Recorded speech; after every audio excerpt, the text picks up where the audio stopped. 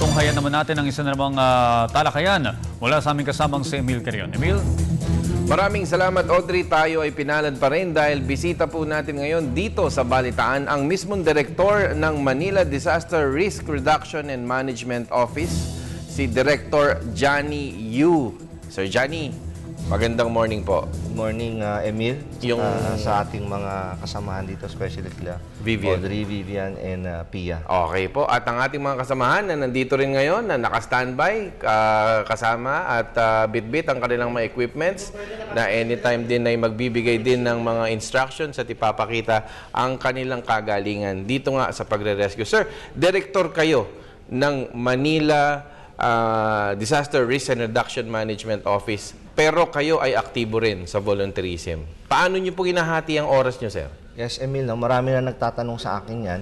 Since panahon pa po nung nasa national government, na nagre-regional director ako ng Office of Civil Defense, NCR, bumbero na po tayo. So we are a volunteer. At the same time, we are also a government employee. Nahati po natin yung oras natin in a way na sa morning, sa gobyerno tayo. Pagdating po ng gabi, pag may mga responde, then that's the time na nandun po tayo sa volunteer. So, ganun po yung system na nangyayari sa akin. Ito pong ating mga volunteers, ano yung inyong, kumbaga, binibigay na encouragement at talagang, nakikita ko talagang ganadong-ganado po sila? Well, ang number one na very important po kasi sa volunteer is yung attitude. Okay po. Yung attitude natin towards sa pag-save ng mga lives and properties.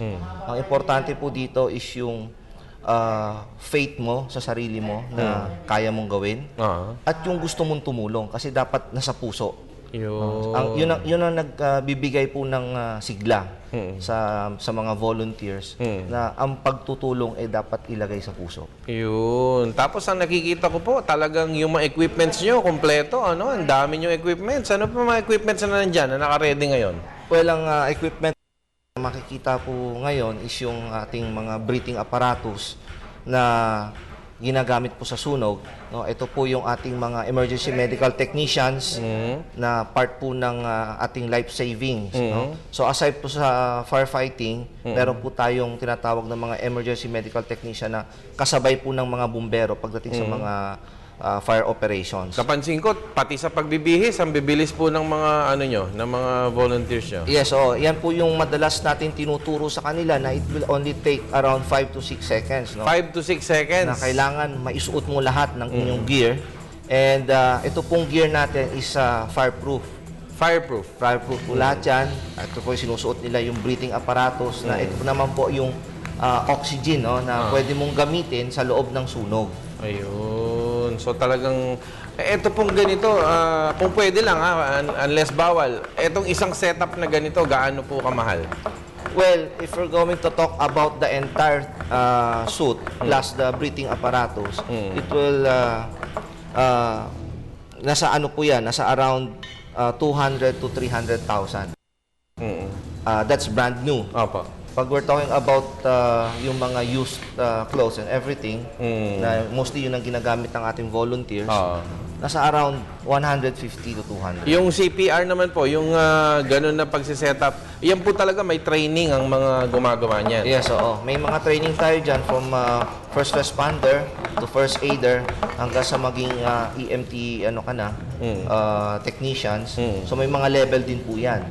Ang wala lang po tayo ngayon dito na meron po sa ibang bansa is yung paramedics, which is more parallel with the registered nurse. Paramedics, ibig sabihin, talagang ito highly trained na itong mga yes, to. These are highly trained technicians na EMT na kaya na po nilang mag-infuse ng IV, magkaroon ng talagang nasa advance, yung natawag natin advanced cardio life support.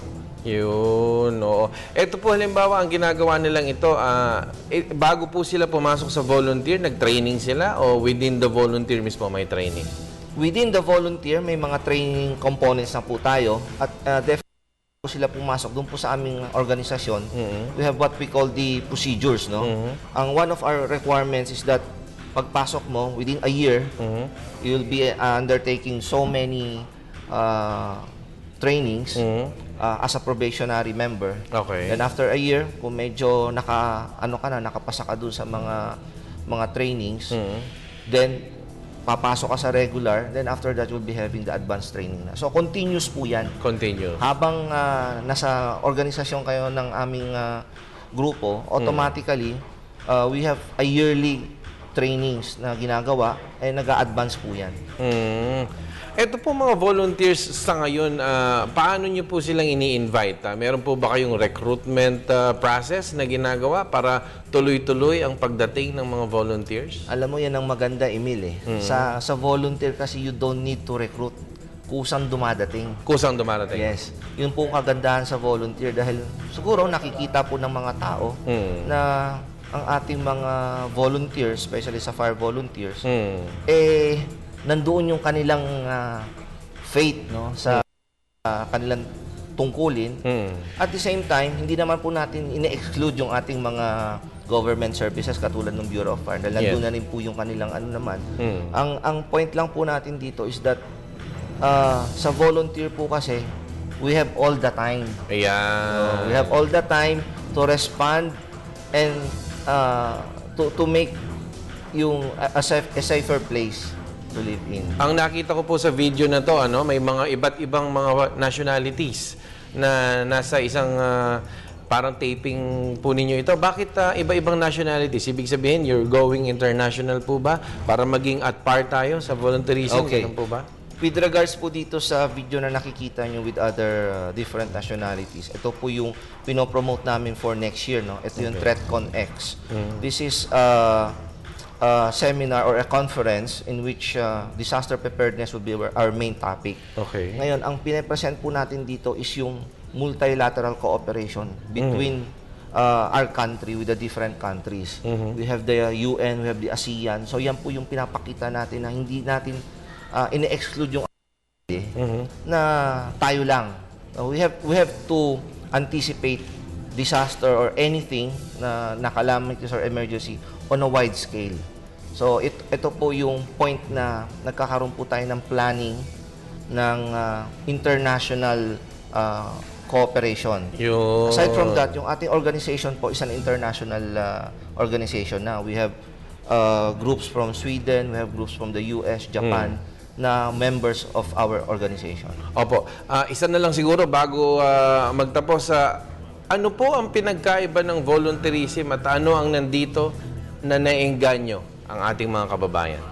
Well, ang lagi ko po sinasabi sa ating volunteerism, tatlo lang po ang component niya, no?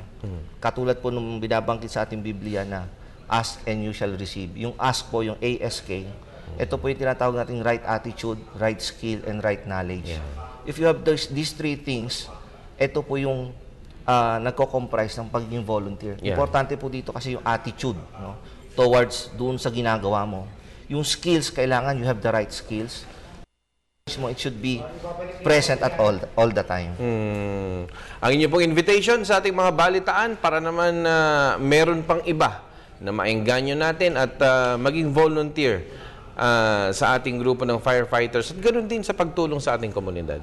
Well, ang masasabi lang po natin sa ating mga tagapanood na suportahan po natin ating mga volunteers, no? Especially ang ating mga fire volunteers and other rescue volunteers na nandito po sa Pilipinas dahil ito po yung ating backbone, especially for the government na makaka-support, makaka-assist at definitely makakatulong sa ating mga other government agencies that could respond to any kind of disasters.